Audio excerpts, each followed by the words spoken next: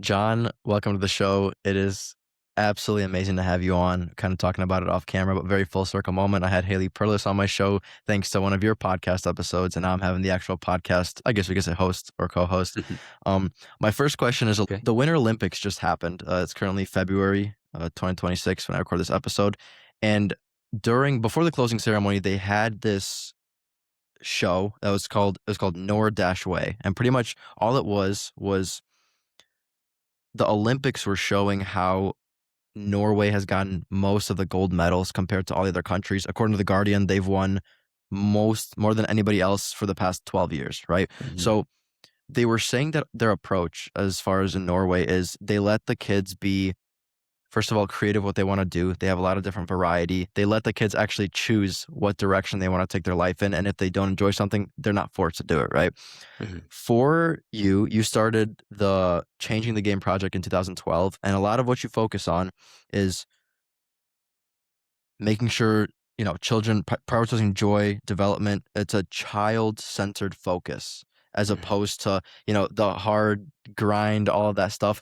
It's really starting at the youth. So given Norway's success of creating amazing talents because of their approach of joy, making sure they're creative, making sure they're enjoying what they're doing, what is a takeaway that we can learn from that and your philosophy kind of put together? Yeah, and it seems every Winter Olympic cycle, people people talk about Norway, and even Summer Olympics, like they have very good track and field runners and things like that as well. And so per capita, yeah, they win the most medals. Whereas here in the United States, it's sort of we have so many people that we can afford to have lots and lots of people drop out. And so, I think the lesson from Norway, and let's be completely transparent, right? They're very different countries, very homogenous. A lot of money in Norway that comes from oil revenue that goes to support sporting programs that makes them free and all that sort of stuff versus, our country, which is so different, weather wise, geographically, culturally, all this sort of stuff. That being said, um, you know, they keep everyone in sport, right? So they have about 90% of kids playing sports up through adolescence. They don't really start making national teams or focusing on, things like standings until 12, 13, 14, right? They let kids sample multiple sports. So it's just like, hey, it's about the joy, it's about the children, and people say, "Oh, well, now you're just not competitive," but yet the competitive athletes arise out of that system, right? And so I think the real lesson is right now in the U.S., the sports system is not about the needs and the values and the priorities of the children. It's about the needs and values and priorities of the adults who run the sports and make their living off the sports, and that's the problem. So whereas the child wants joy, the adult wants commitment. Where the child wants sampling, the adult wants specialization. And what happens is we burn out and beat up our kids, and so many of them walk away, and and we make it really expensive too, whereas there it's not. Yeah, that's absolutely amazing. I totally agree with everything you're saying. I know a lot of what you do has to do with youth programs and I guess fighting back against the current system, especially in the US. So, what is one thing that you noticed that you would change if it was up to you how the youth organization would be led? I mean, it's hard to say just one, right? Because there's so many different things that fit into why kids are leaving. But I would say if there was one magic thing, it would just be, local leagues, like letting kids play seasonally local leagues up until, 12, 13 years old, rather than, oh my God, if we want to get into the baseball pipeline, we got to play only baseball starting at 7. We got to play only soccer starting at 7. That's where the problem is. And so then what happens is it gets more expensive, and it's not just the fees, it's then the travel, right? So I had a friend in Chicago actually who's a youth hockey coach, and he um, was talking about, he did some research on like a group of a 10-year-old hockey team that, mid-season had already played 30 games outside of Chicago. It's like, I don't know, you live there. Like, I don't know how many people live in Chicago, but it's really hard to believe that a bunch of 9 and 10-year-old kids can't get a game in Chicago. Like, what's wrong with us, Yeah, 100%. As far as, we're talking about the fact that it's maybe the system is not incentivized to like help the kids. It's all about the money, right? The coaches get paid. The parents are paying so much money to the leagues and to the coaches. But when it comes to the actual coach themselves, how can they help fix this system? Like, how much of a role do they have to have in order to change what's currently going on? That's a great question because some things are outside of a coach's control, right? The league that they are forced to play in and where those teams come from, the the system. Like, I meet a lot of coaches who are like, I hear what you're saying, but if I do that, right, if I make it about the kids, right, this is happening in ice hockey a lot now where people are like, we know, and it's, again, talking about the Olympics, we just had men and women win a gold medal in the Olympics for the United States. And we've had a lot of success where we changed hockey to cross ice hockey and small and no championships. Well, now there's this big push back to full ice hockey at 8 years old, in spite of all the evidence, in spite of the fact that we're producing better, more skillful players. And I talked to the coaches, the people running these organizations, and they're like, yeah, I hear you. I want to do it, but the parents don't want it. And if I don't do it, someone else will, and I'll lose all my kids. Right. And so this is the problem that we face in this country, where anyone can start a hockey governing body or anyone can start a hockey league that says, yeah, we'll let your 8-year-olds, 7-year-olds play full ice hockey. And so many coaches are stuck in that. Now, what can coaches do? First of all, maybe you can't change the whole environment, but you can change the environment of your team, the way you treat children, the way you engage their parents, the way you connect and become a trusted mentor and teacher and friend, all that sort of stuff. That's within your control in your little kingdom, if you will. And so I think that's where you always start as a coach. You can't change the system, but you can certainly do your very best within your team or teams to create the best environment possible to keep the most kids involved as long as possible. Yeah, beautiful answer. So, kind of zooming out from the whole system and more to the individual player, let's say that, the system is, we have to take it into account, obviously, because people are playing within it. But as far as an individual goes, so you've spoken to the US Olympic team, USA Wrestling, you've spoken to a lot of people in a room that you could say were the top 1%, right? They were the best performers in a certain sport. What do you notice about those people that they had that you think maybe an average person in the sport lacks? I think there's a couple of things. And, it's not always the most popular thing to say, but number one, good genetics, right? You Interesting. can't train your way to 7 feet tall. Yeah. So it starts with great genetics. Number two, um, just this innate drive and commitment that's unique, right? I've been very lucky to coach kids who have made it to professional sports in the sport I coached them in, or other sports. And I always say they're not normal, right? Their drive to achieve, their commitment to their dream, their willingness to give up other things that high school kids do, like going out on Friday night with your friends, or going to the prom or things like that. They're like, nope, I want to be a professional baseball player. I want to be an Olympic swimmer, things like that, right?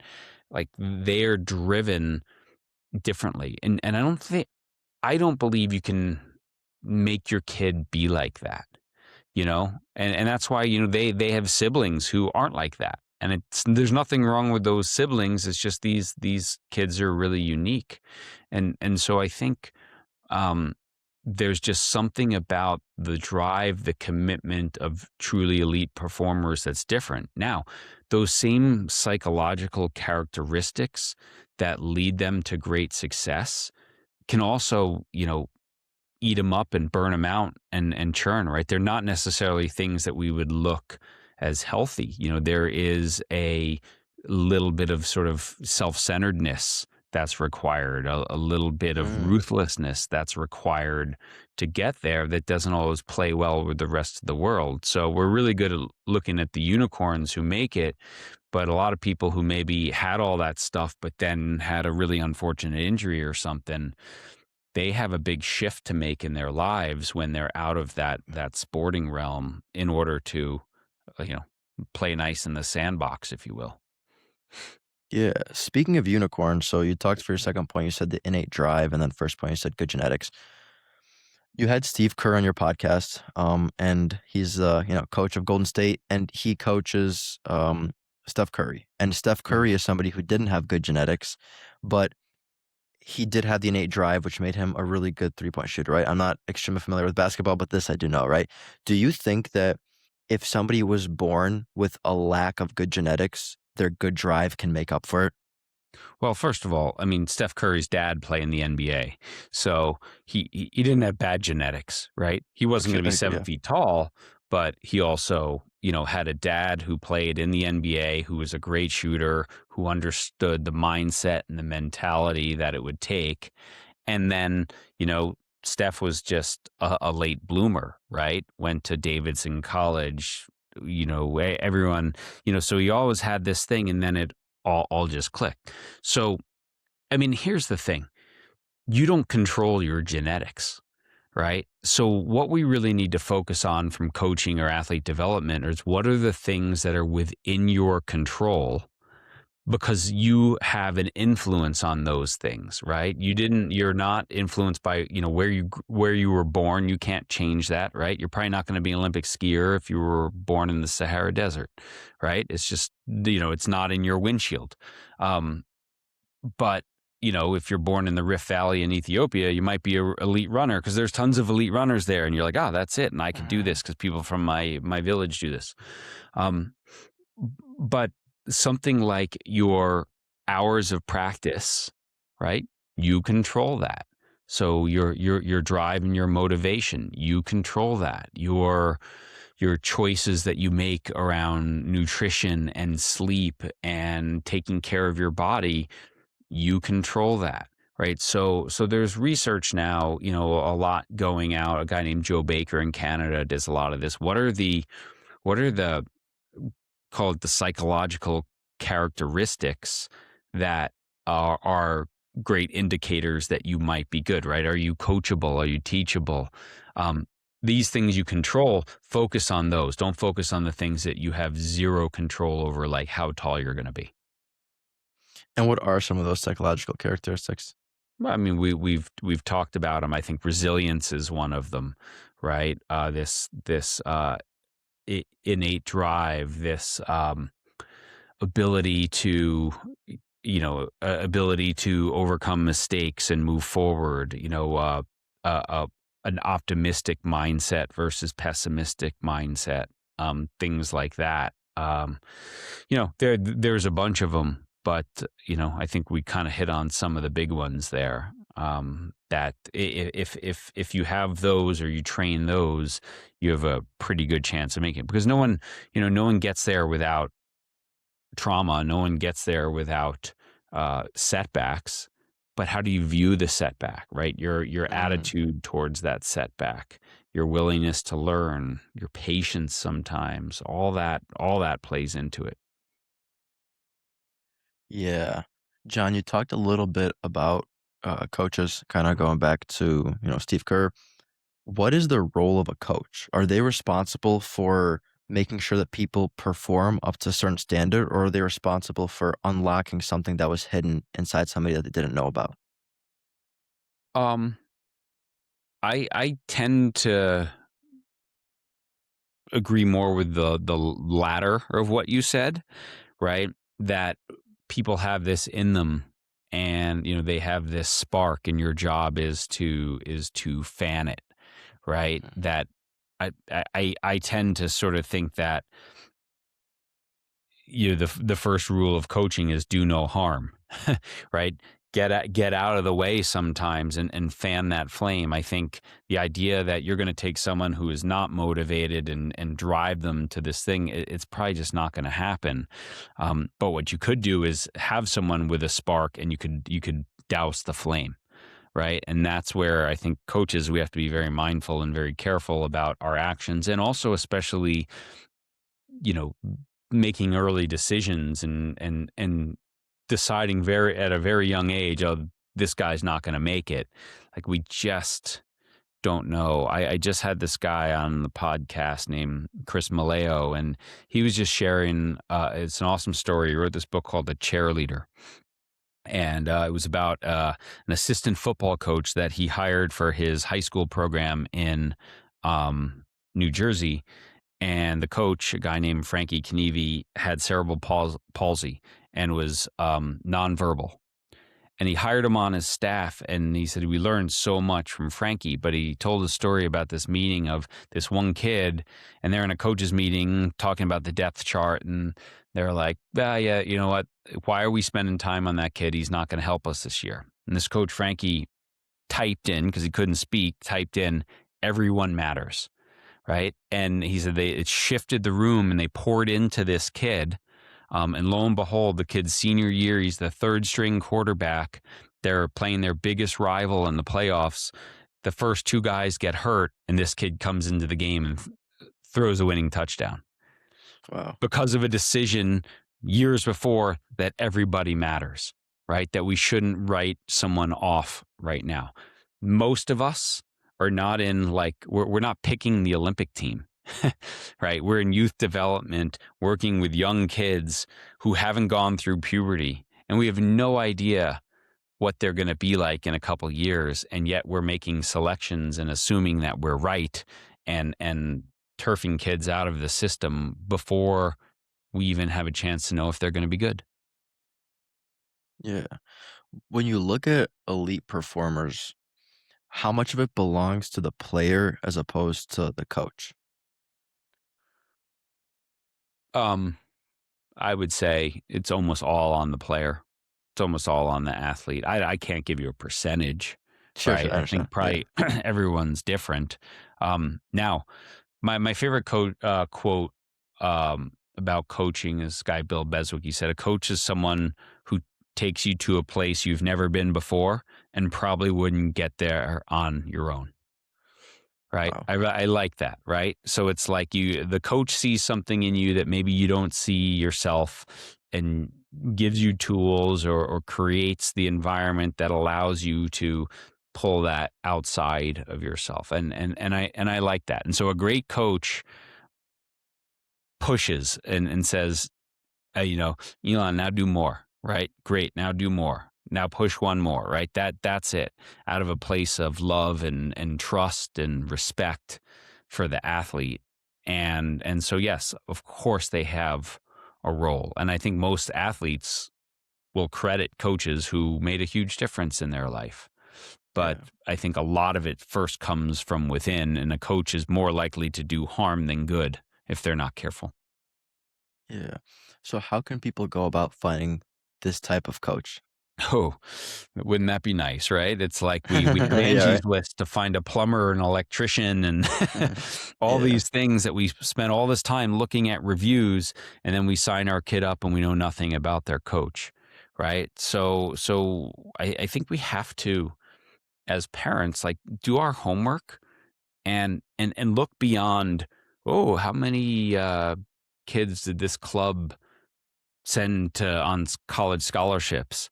Right? When I'm bringing my 9-year-old there, I don't care how many seniors got a scholarship. What I'd rather know is how many of those seniors started here at 9, because Mhm. usually these super programs that are sending these people, they're just really good at recruiting. And so all those kids on the 9-year-old team, maybe a third of them are left on the 18-year-old team. So most people came from elsewhere, right? So is your developmental system really that good, or are you just good at recruiting other people, the players other people developed? And so looking at that, looking at how they, create a system that serves the needs of your kid throughout the ages and not just, what are we focusing on at 9 years old or 10 years old. So I think it's just hard for parents to do their homework. Go to a game, stand on the sidelines. How do the parents behave? How does the coach behave? What's tolerated? What's not? What do kids do on that team when someone makes a mistake? Do they get yanked out of the game, or do they just get on with it because they're not afraid to make a mistake because it's a learning environment? There's so many things I think as a parent you can do to find the right environment. And maybe the worst thing you can do is look at the website and see how many seniors got a scholarship. That's very interesting. So for me, I know you played professional soccer. I played soccer as well. Nowhere near professional, but I played soccer. One of the biggest things that I remember is, you make a mistake and you get taken out of the game because it's Mm. like, it might not even be a costly mistake, but at least for the team that I was playing on, it was incentivized by, oh, you have to succeed. But it seems a little bit counterintuitive because you have to fail in order to succeed. But then you're stopping the growth of this person because whenever they're failing, you're taking them out and not seeing that light of success. What do you think about that? Like, did you ever experience that?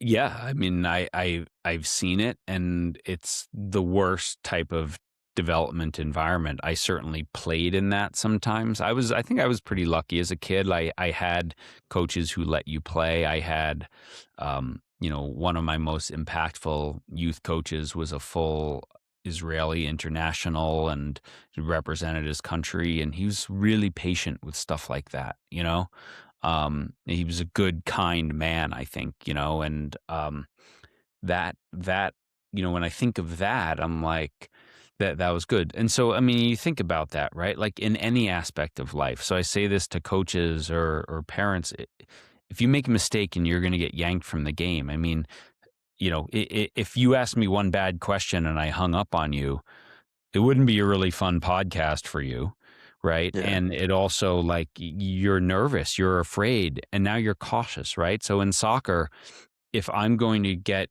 yanked for giving a ball away, then I'm not going to dribble. I'm not going Yeah. to play incisive forward passes. I'm not going to take a chance on a shot or a cross.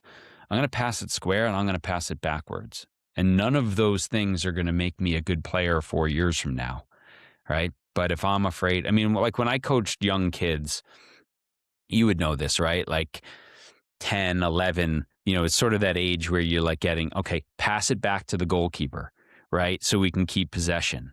Well, what happens when you start teaching kids to pass back to the goalkeeper? Inevitably, one of them is going to roll under her foot or his foot and go in, Yeah. right? You're going to score an own goal. And that kid's probably going to start crying and feel terrible and whatever. But you have to like teach your parents and your kids, like, hey, that's okay. That happens. That's the kind of mistake we want to make here because later on it's going to be okay. And so, I just see things like that all the time. And you have to create an environment where mistakes are the right type of mistakes are encouraged and allowed. And if that happens, now you'll see a team that's creative, that's brave, that's hard to play against, that's doing unexpected things because the coach has said, "Hey, that's what we do here." Yeah. I know this is something you talk about a lot, but how big of a role do the parents have in the child's success? I mean, I think parents are the most influential people in their lives, right? So if it comes to sports, your actions and reactions to how they are doing are of course going to play a massive role in what they do. Like I would look at this. I don't know if you remember this from when you were playing. Like I'll go watch a game and I'll see a kid make a mistake, and then I look at where do they look, right? If That's they interesting. look at their coach, okay, fair enough, right? I mean, what do we want is, okay, I made a mistake, just get on with it, go get the ball back.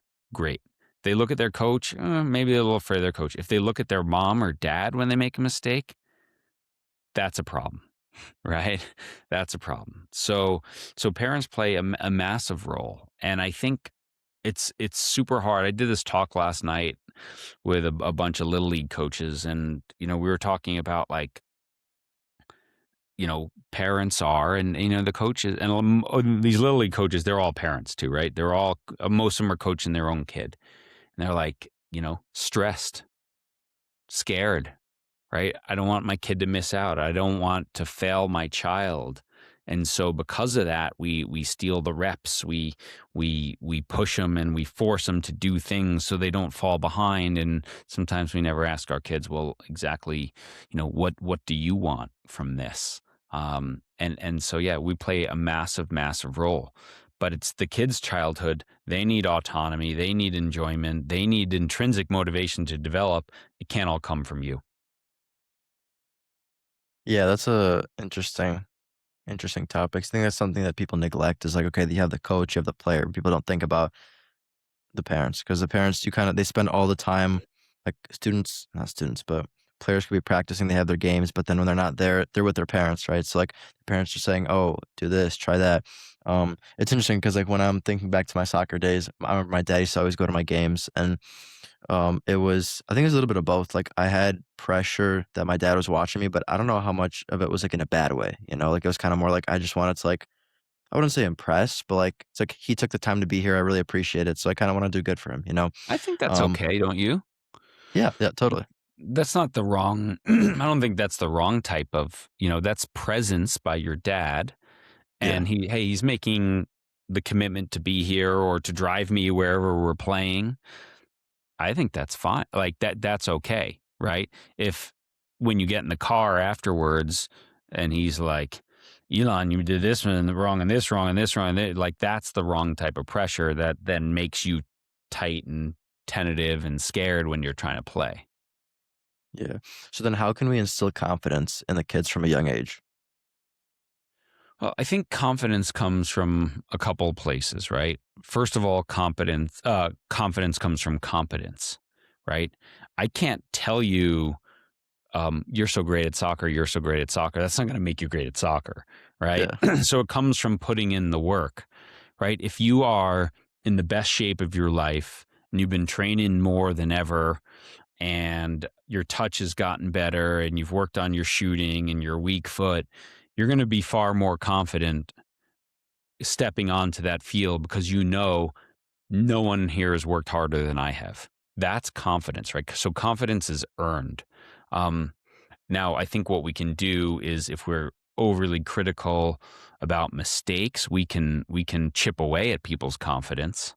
Um, but it starts with earning it through getting better, right? And then it's the environment we create that allows them to keep going and doesn't punish mistakes and understands that they're human beings and this is a learning environment.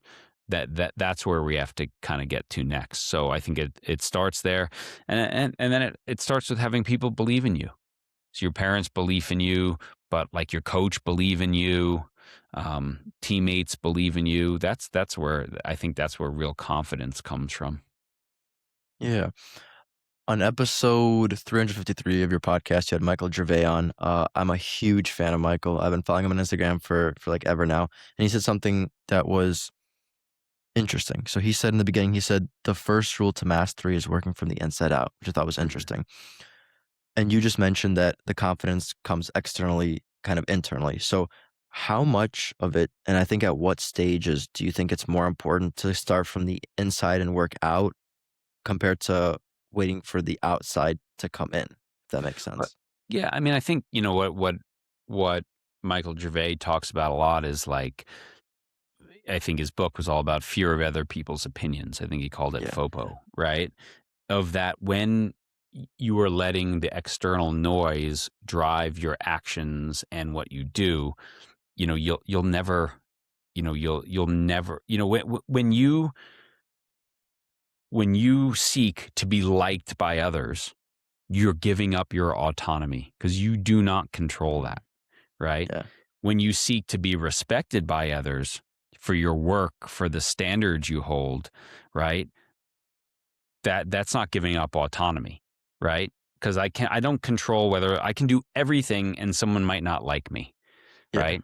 But I can do the right things and be respected for doing the right things. So I would agree with him that like it starts inside and then internally, right? I do the work. It causes me to do the external work. But I think really what he's saying is it starts with you, right? You don't get belief by waiting for other people to give it to you. You get it by doing the work yourself. And yeah, so in that regard, I would agree completely. But I also can't just, you know, meditate my way to, you know, finishing like Messi. Yeah, no, that's for sure. That's so interesting because I think as somebody, so I'm 21 years old, and I see a lot of people have this false notion that, kind of like you talked about, you can't say something and believe it without actually internally believing it, right? I guess and I don't mean to hate on the idea of affirmations. I think affirmations can be very good, but I think some people take it the wrong way, if you will. So, in the same way, people think that self belief can come from kind of just saying stuff to themselves. And as somebody who not only has had 450 plus podcast episodes, but has so much experience in coaching, how much of this confidence, how much of this self belief has to come from the actual proof that you are doing this thing? Well, affirmations without action don't really get you anywhere, right? I like that Affirmations affirmation. I like without that actually. good habits. I think they're important, right? I think your last thoughts of the day and your first thoughts of the day, focusing on gratitude, focusing on, self belief are important. But then if you just sit in your rocking chair all day, nothing's going to change. Right. Yeah, So you can say whatever you want, but they have to lead you to action. Right. And the best performers in uncertain situations, they're scared, right? It's hard. It's stressful. You think some pro golfer, you know, with a 3 foot putt to win the Masters isn't like, you know, just bound up inside and whatever. They're not just like, oh, whatever, you know. I mean, go play golf with your buddies and make a putt for $10. You're like, oh my God, you know. So yeah, so I think it's so much of it is y- you know, building the ability, the capacity that when you are in those uncertain situations, you can still take action, right? That's what interesting. the highest performers do. A one-on-one to win an NBA championship or whatever. Michael Jordan, a three-pointer to win an NCAA title.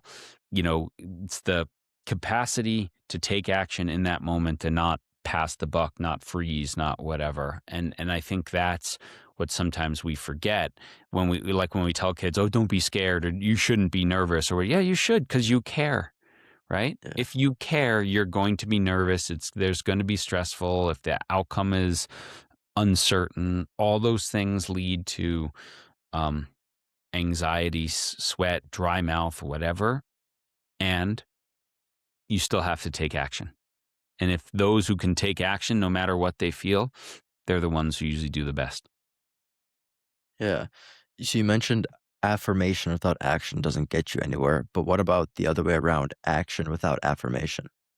Well, the greatest, we did a recent podcast with Jim Lair, and Haley, right? And Jim was Haley's mentor, and Jim Lair started the Human Performance Institute and very science based sports psychology work. And he talks about the most influential coach in your life is the voice in your head, right? And so you can take all the actions that you want, but if the whole time you're saying, "Man, I suck. I can't do Mm, this. Why am I even out here? I don't deserve this." You're not going to get there, right? So that voice in your head, what he said in the podcast was that really stuck with me. He was like, you have to listen to that voice and then say, if a friend of mine spoke to me about me like this, would I still be friends with that person? yeah. Right? And if the answer is no, then you got to change what you're saying to yourself in your head. And what he would say then is, so write down the most common negative thoughts that you're saying to yourself, and then write something that's the opposite of that. That's positive. So, so I'm not good enough becomes I'm getting better, right? I'm not strong enough.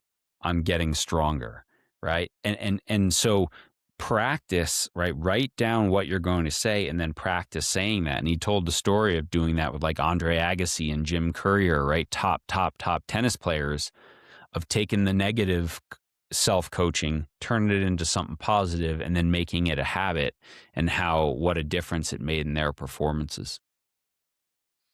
Yeah.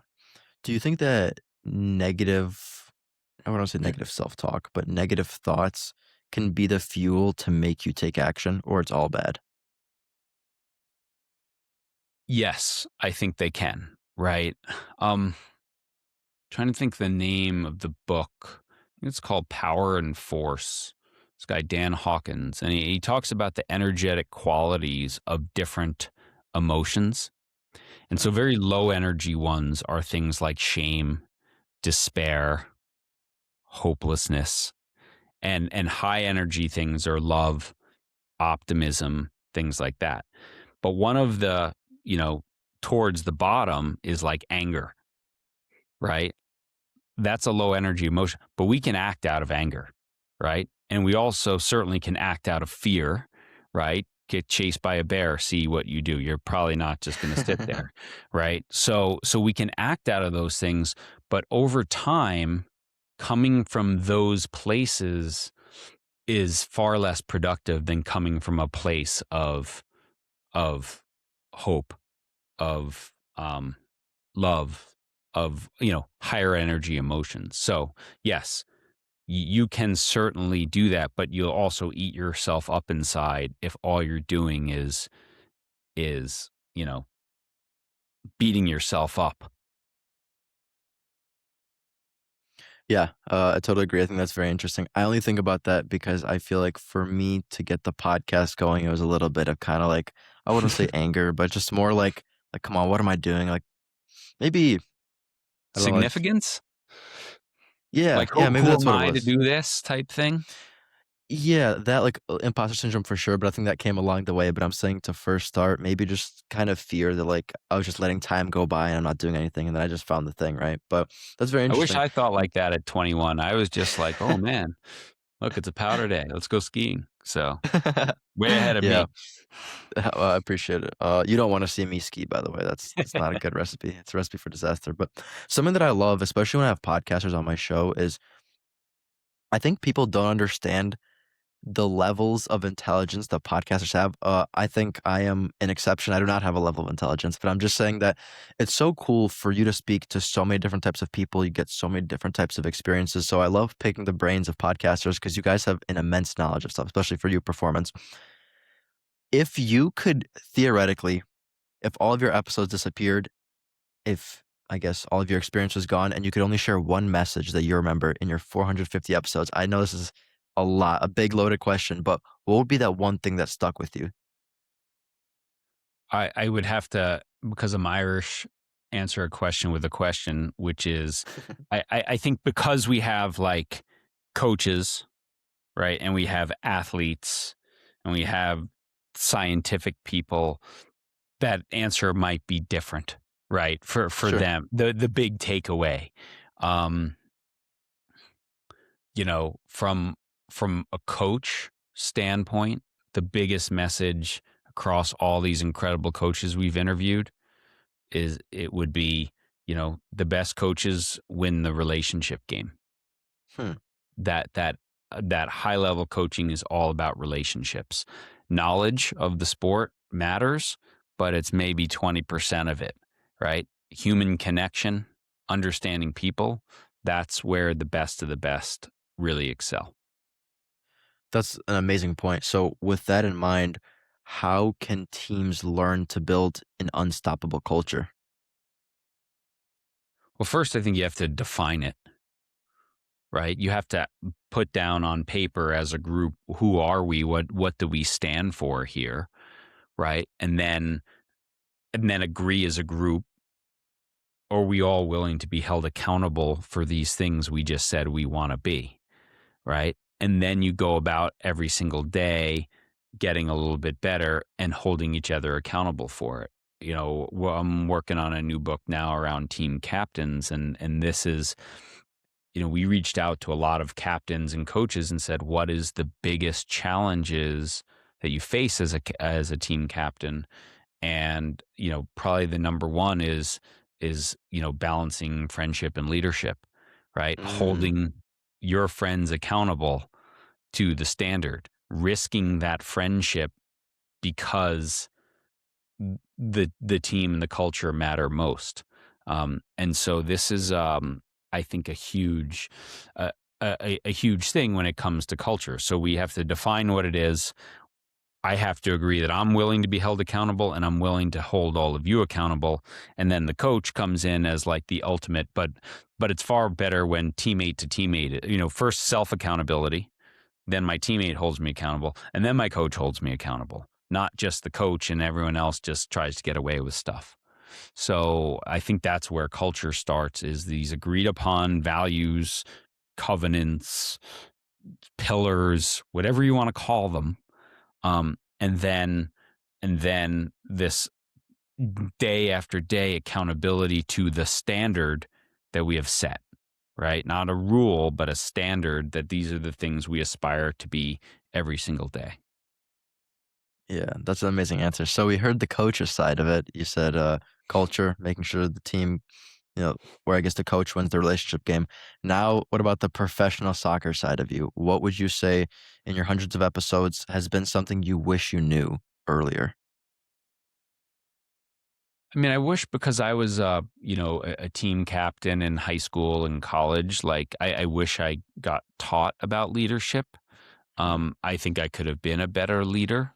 Um, I could have done more, right? I think I did okay, but I just kind of figured it out. And maybe I got that from my parents of what it meant to be a leader. My dad was a fire chief and stuff like that. So I saw leadership. Um, but I could have been better. I mean, I think many athletes, when you look back on stuff, and I wasn't a great player, and I got hurt, and I was done early, was sort of like when you look back, when you get older, did I take advantage? Like, right, if I only knew then what I know now, like Yeah. what an opportunity it is to go and play. I wish I maybe did a little bit more. I wish I knew more about science and nutrition, because I ate a lot of pizza and burgers and probably drank too much beer. you know? Yeah. Okay, so now we heard the coach and the player perspective. What about the mindset? You've had some amazing people, including Haley Pros, who we talked about. So you, of all people, definitely understand how important it is to have, your mind involved, your mindset. What's one thing you can leave with my audience that you wish you knew? Hmm. I mean, I think I struggled with sort of self worth a little Hmm. bit. Like, what am I doing here? I'm not good enough and stuff like that. Especially, I had some bad injuries, and then you're really struggling to come back and get back to where you were, and playing through pain and sort of the frustration of getting injured and stuff like that. Um, so work on self-worth. I mean, certainly I'm 54. Like, when I was playing, there was no psychologist at the school or anything like that. Like, no one did anything like that. So it was just sort of like you tough it out and you figure it out on your own. And if you have the drive and determination, you get through stuff. Um, but I think, to go back, like, in terms of the mindset of being successful, and this isn't just in sports, right? Like, your podcast, your writing, your speaking, whatever you do, whatever I do, is going to, like, own it, right? Own it. If I go out and I grind and I work hard and I do the right things day after day, good things will eventually happen. When I started Changing the Game project, like, I didn't take a paycheck for 2 years. I just worked and tried to get out there and wrote blogs and did talks and just tried to do the right thing, wrote a book, and it's like that that just persistence day after day. Like, a lot of people give up too soon, right? Hmm. A lot of people give up too soon, and nothing good nothing good happens, you know? I said to you before, like, everyone goes, "Oh, look at that. How lucky. He came out of nowhere." No, you know, 20 Yeah. years you didn't know him, but he didn't come out of nowhere. Yeah. So then a little follow-up question to that, because I think this is very interesting, especially for somebody young like me. For the people that might struggle to keep going because it's hard to see maybe the proof or hard to see that on the other end of this extremely hard thing, there are going to be amazing things. How can we learn to not give up so easily?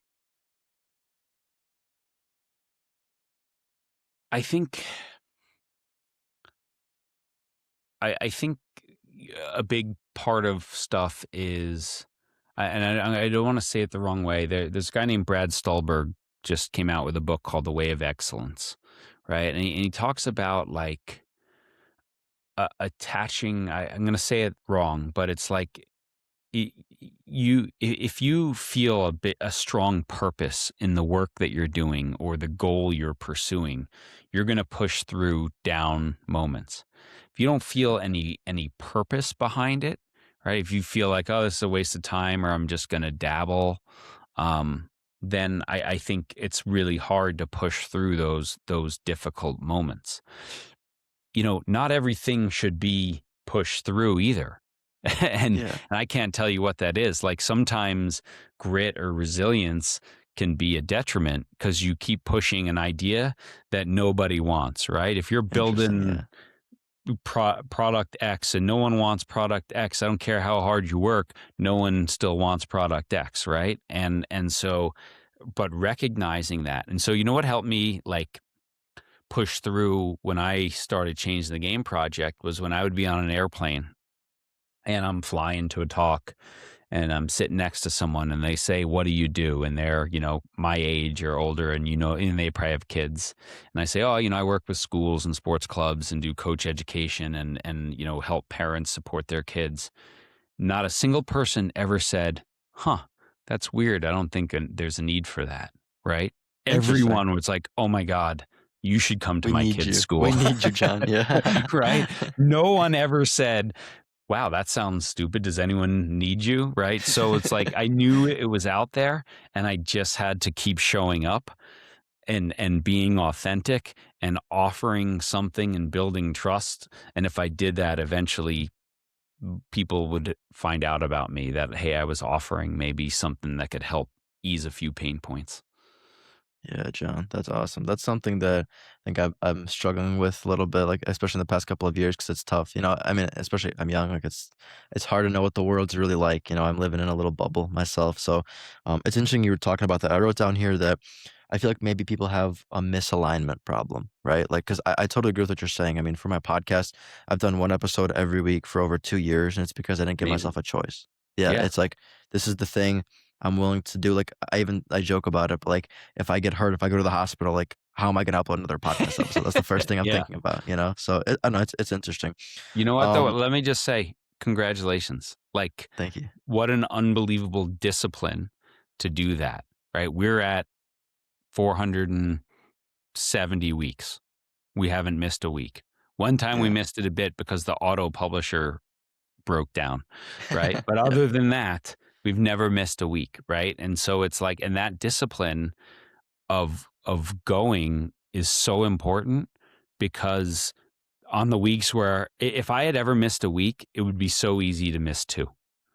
You know what I Yeah. Oh, mean? that's It would be interesting. so Yeah. Yeah. easy to do it, but it's like, no, I've never missed a week. I'm not going to break the streak now. And I like the comedian Jerry Seinfeld talks about this. Like, why is he so good at 70 whatever years old he is? Because he's like, I write every day. Yeah. I never miss a day. And he goes, and if something happens and I miss a day because of some crazy thing, I'm in the hospital, I write the next day. I've never Mm, missed 2 days in a row ever, right? And so you show up and you do the work every day. You release an episode a week, and pretty soon, number one, pretty soon, it just becomes this great productive habit.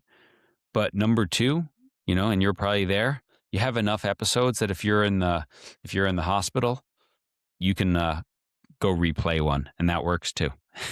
sure. Sure. Yeah. My last question to you, John, is Going back to what we were talking about earlier, when I asked you the question about all of your experiences in your podcasts, from the coach's perspective, player perspective, mindset perspective, you mentioned relationships, self worth, and leadership. Do you think that because those are the things that you wish you knew, that that's what your focuses are, and that's, I guess, your virtues of coaching, where you're the strongest? Yes, for sure. Like because I think they're incredibly important. And I think some things come more naturally to others, right? Some people are Yeah, very emotionally intelligent and understand the relationships that might not have been me. So that's an area that I've had to put focus on because it's not how I necessarily react in situations. I'm pretty independent. I move quickly. I don't seek collaboration. It's why I own my own business, right? yeah, yeah. So I think those things matter. But I would go back if I talk about my coaching, my work, my life. The number one motivating thing for me is joy, fun, Hmm. right? So when I would, 30 years of coaching soccer, like, um, this needs to be fun, right? Yeah. This has to be about joy. Cause if it's not, um, I don't want to be out here. It's not fun for me. It's not fun for them. And so I always ask myself, and I always tell coaches, like, when you run a practice, ask yourself, would I have wanted to be a player in that practice?